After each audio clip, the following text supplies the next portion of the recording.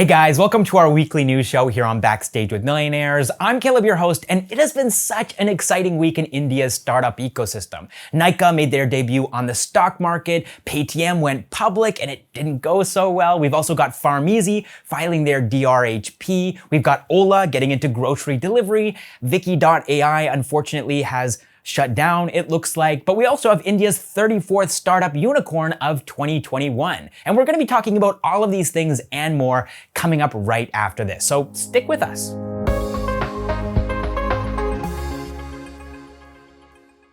All right, first up in the news, let's talk about Wednesday, when Nykaa made its debut on India's stock market. So their issue price was 1,125 crore rupees, but their listing price was 2,001 crore rupees. So they pretty much doubled their investors' wealth and reached a market cap of 1 lakh crore rupees, which is really impressive. We saw the same thing happening with Zomato, but you gotta keep in mind that Zomato is a loss-making company, while Nykaa is a profitable one, which makes this market cap all the more impressive. Something else that is really impressive is that Falguni Nayar, the founder and CEO of Nykaa, owns more than 50% of the company. That's 50, while Deepinder Goyal, one of the co-founders and CEO of Zomato, only owns 5.5%. And this is pretty typical. In the world of startups, after raising a couple of rounds, a startup founder usually won't own more than 20% of their own company. They've given that ownership away to investors who have injected the company with a bunch of money, and then the startup founders go ahead and they burn through that capital, acquiring other companies, acquiring new users or new customers, and they become the market leader in that segment. They dominate the competition, and that's the way that it goes. But with Nykaa, well, Falguni Nayar has taken a different approach. She actually started Nykaa at the age of 50, so she had a lot more life experience and wisdom than the average startup founder, who typically they're starting up in their 20s, maybe their early 30s, and then besides that, before becoming an entrepreneur, she was a successful investment banker. So she knew her way around money, investments, finances, and so because of that, she was able to make prudent financial decisions for the company. She didn't have to follow that conventional startup wisdom of move fast and break things and burn through a bunch of investor money. Instead, she was able to find a balance between growing quickly and growing sustainably. And that's why she is now worth $7 billion. Now, I have seen a lot of people online saying that they think Nykaa is overvalued. Obviously, this is a subjective thing. It does depend on the model that you're using to calculate that valuation. It depends on the factors that you're taking into consideration. But one thing that I would say is that this market is still very nascent, despite the fact that Nykaa has been around for some time now, and now there's some competition coming up in this space as well.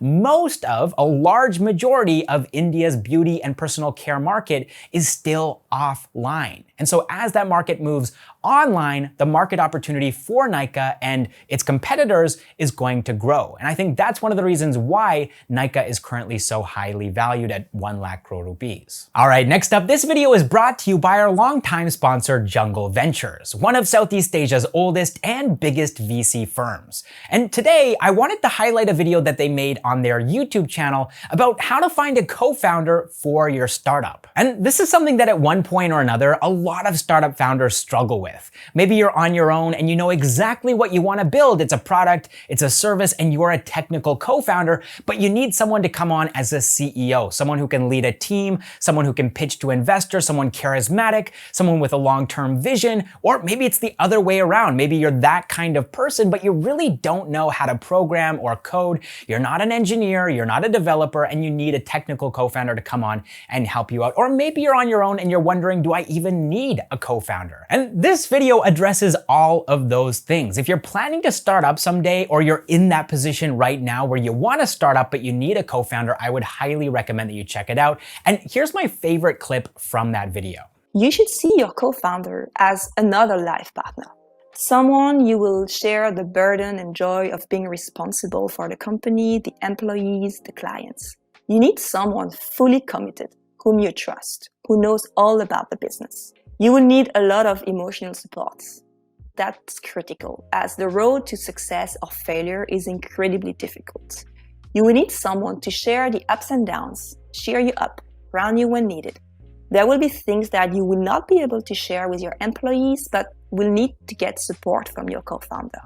So if that clip piqued your interest, you can find a link to the full video in the description and pinned comment down below. And believe it or not, the idea for that video actually came to Jungle Ventures from one of their subscribers. So they're always listening to their audience, they're asking for feedback and advice on which topics to cover next. And that's one of the reasons why you should head over there and hit subscribe right now. Because like I said earlier, they're one of Southeast Asia's oldest and biggest VC firms. So they have tons of knowledge and wisdom and experience that they're excited and ready to share with you guys, and all you gotta do to gain access to that is head over there and hit subscribe. And thanks to Jungle Ventures for sponsoring this video. All right, next up in the news, let's talk about Paytm's IPO. This is an interesting juxtaposition here between Nykaa's IPO, which was oversubscribed 82x, and Zomato's IPO, which was oversubscribed 38x. These were very successful IPOs.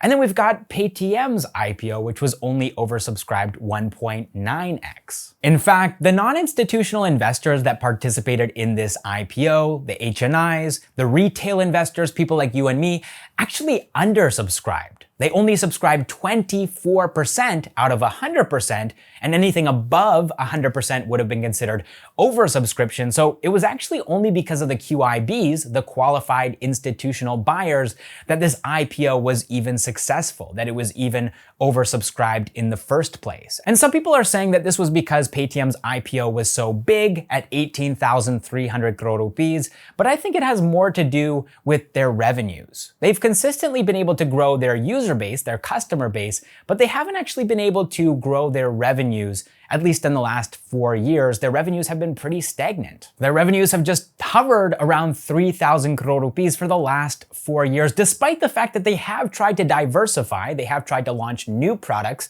and services like Paytm Mall or Paytm First Games to actually monetize their customer base, but it just hasn't been working. They haven't been able to do that. And you gotta keep in mind that Paytm is a loss-making company. Now, I know this all sounds like doom and gloom. The reality is though that Paytm's IPO was a success. It wasn't a massive success like Zomato's IPO or Nykaa's IPO, but it was a success nonetheless. And there's a lot of people out there that are very bullish on Paytm. And I think one of the biggest reasons for that is there's still a lot of people in India that are underserved when it comes to payments and financial services. And so it's gonna be up to Paytm to actually capture that market and then eventually monetize those people, because they haven't been doing that very well. They haven't been able to grow their revenues. They haven't been able to become profitable, although they have said that that's something that they're targeting. So let's see what Paytm is able to do moving forward. All right, next up in the news, API Holdings, which is the parent company of India's largest digital healthcare platform, PharmEasy, has filed their DRHP, and they're going to be raising 6,250 crore rupees from this IPO. Now, the interesting thing about this IPO is that none of the company's existing stakeholders are going to be exiting. They're not going to be selling their stake because they believe in the long-term success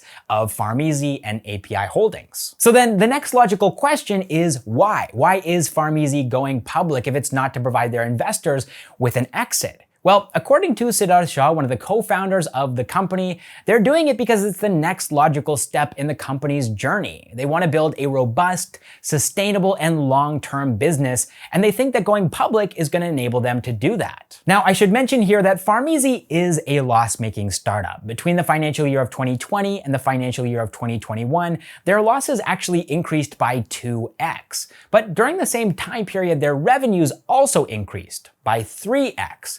So their revenues are increasing faster than their losses, which is a good sign. And this is mainly because of the inorganic growth strategy that the startup has been following. Back in 2014, when PharmEasy started, they were basically just the Zomato of pharmaceutical delivery. They would deliver your medicine, your prescriptions, and that was about it. But now, because of their active diversification, because of all the companies that they've been acquiring, they've been able to expand into other spaces like online consultations and diagnostic tests as well. And then they also have a B2B service for hospitals too. All right, next up in the news, Ola has officially launched the pilot of their online grocery delivery service. service.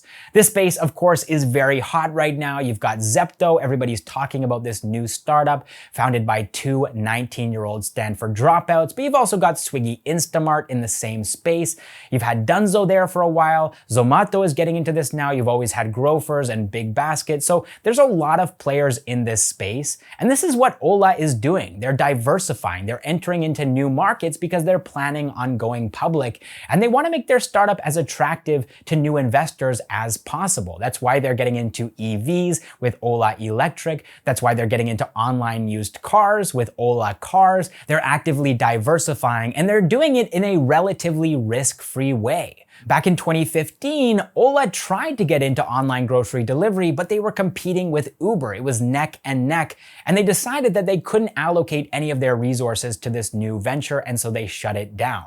Back then, online grocery delivery in India wasn't very popular. It was still a nascent market, whereas now, after the pandemic, people are much more willing to accept this idea of ordering groceries to your home, paying some delivery fees, but paying for that convenience of not having to go out to the store and actually buy groceries physically in person. So this is what Ola is doing now. They wait for other people to do all of the trailblazing, all of the groundwork, and then once those markets have been established, once consumer behavior is starting to change, then they come in and they start competing with those people who went ahead of them. And honestly, I think this makes a lot of business sense. I think that this is a smart approach for a company as big as Ola. Rather than taking risks and trying to carve out new markets, just wait for other people to do the work, and then you can come in later on and start to compete with those people. All right, next up in the news, it looks like AI-powered personal voice assistant startup Niki.ai has shut down. And this is really surprising because in February of 2021, just a couple of months ago,